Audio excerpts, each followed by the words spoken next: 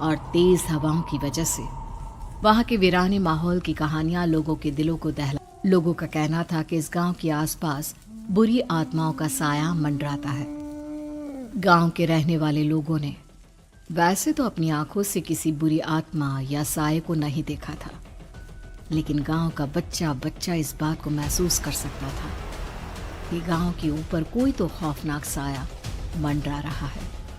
और उसकी वजह ये थी कि उस गांव में जैसे ही कोई लड़का 18 साल का होता, उसके 18वें जन्मदिन की रात ठीक 12 बजे अकस्मात उसकी मौत हो जाती।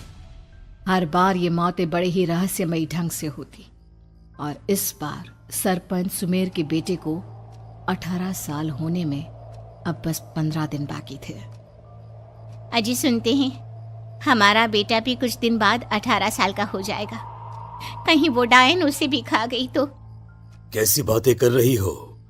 जब वो इस गांव में ही नहीं है तो कोई भी डायन या बुरा साया उसका कैसे कुछ बिगाड़ सकता है? उसे कुछ नहीं होगा।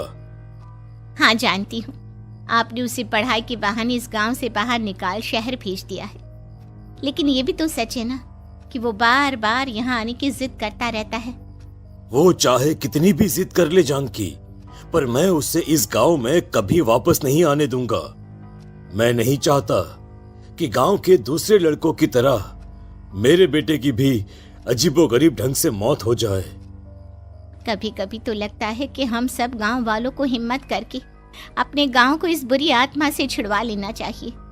लेकिन कौन जानता है आखिर वो खतरनाक साया किसका है? वो काली आत्मा कौन है जो रातों रात हमारे गांव के लड़कों को निगल जाती है? सुमेर और जानकी जब ये सारी बातें कर रहे थे तब रात के लगभग 10 बज चुके थे, और हर रात की तरह भैरवगढ़ गांव एक भयानक काले तूफान की आगोश में था। बाहर चल रही तेज हवाएं और बारिश के बीच कभी कभी ऐसा लगता जैसे कोई बुरी तरह से चीख रहा है। किसी के तड़पने और चीखने की आवाजें गांव के कानों में बार बार टकराती, पर वहां रहने वाले किसी भी औरत या आदमी के अंदर इतना साहस नहीं था कि वो अपने घर से बाहर कदम रख के उन आवाजों तक पहुंच सके। सो जाओ जानकी, और घर के खिड़की दरवाजे कसकर बंद कर दो। अब जानकी सब खिड़कियां ठीक से बंद करने ही लगती है कि तभी उसे अपने घर के दरवाजे पर जोर जोर से खटखटाने की आवाजें सुनाई देती है। इन आवाजों को सुनकर जानकी और सुमेर के चेहरे डर से पीले और हाथ पैर ठंडे पड़ जाते हैं। जानकी, जानकी, इतनी रात कौन होगा? पता नहीं, ऐसा लग रहा है कोई बुरी तरह से दरवाजा खटखटा रहा है। अरे हाँ, पर किसी की आवाज भी तो नहीं आ रही। क्या करूं? दरवाजा खोल लूं या नहीं? कहीं ऐसा ना हो कि किसी को हमारी मदद की जरूरत हो।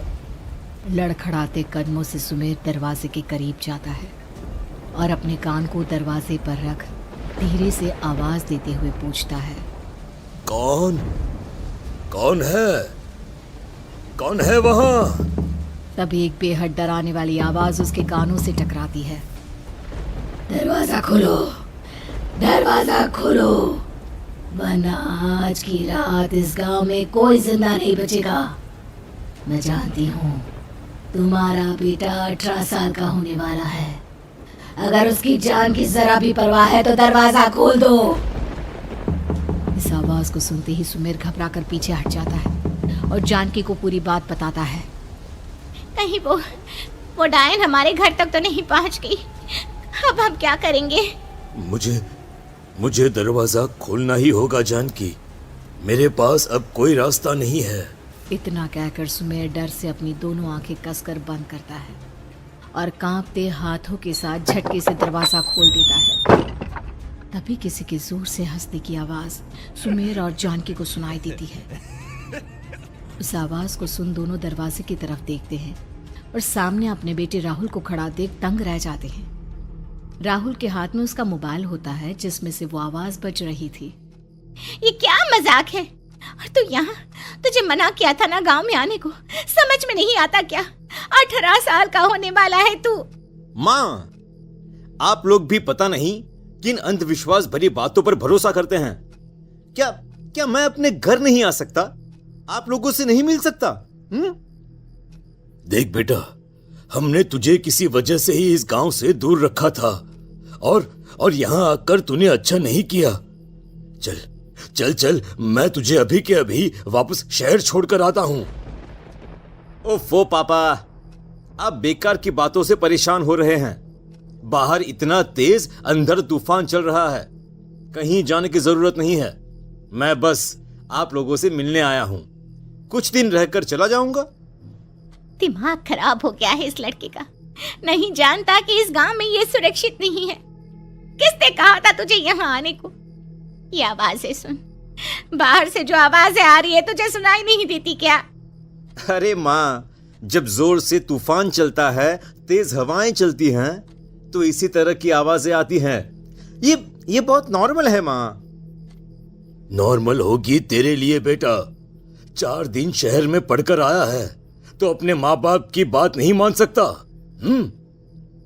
माँ, मुझे अभी बहुत जोरों से भूख लगी है। पहले कुछ खिला दो, और रात भी बहुत हो गई है। हम इस बारे में कल बात करते हैं, ठीक है? राहुल के वापस आ जाने से जानकी और सुमेर की आंखों की नींद उड़ गई थी। खाना खाने के बाद राहुल तो अपने बिस्तर पर जाकर सो गया, लेकिन जानकी और सुमेर पूरी रात उसके कमरे के बाहर पहरेदारी करते रहे। उन्हें पल पल इसी बात का डर था कि कहीं उनके बेटे को कुछ हो ना जाए। रात बीतती है, सुबह का सूरज निकलता है। अब जैसे ही वो राहुल को नींद से जागते देखते हैं तो उन दोनों के दिल को सुकून मिलता है। अरे माँ, पापा, आप अभी तक यहीं बैठे हैं? क्या पूरी रात सोए नहीं? जिनकी जवान बेटी की जान को खतरा हो, उन माँ बाप को नींद नहीं आती बेटा। बेटा, अब तो वापस शहर चला जा।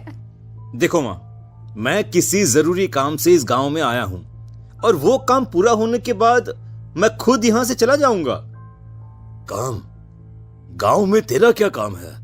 पापा, मैं बचपन से ही इस गांव के बारे में बेहद डरावने किस्से सुनते आया हूं, इसीलिए अब मैं उन्हीं किस्सों के ऊपर डॉक्यूमेंट्री फिल्म बनाऊंगा।